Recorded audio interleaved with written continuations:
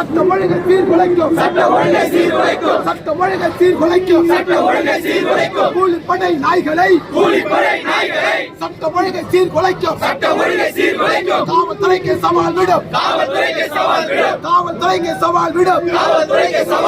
கூலிப்படை நாய்களை சுட்டு தள்ளு தைரியம் இருக்கா காவல்துறையை தைரியம் இருக்கா முதல்வருக்கு தைரியம் இருக்கா உளவுத்துறைக்கு தைரியம் இருக்கா எங்கள் தலைவர் படுகொலை செய்த கூலிப்படை நாய்களை அனைவரையும் சுட்டு தள்ள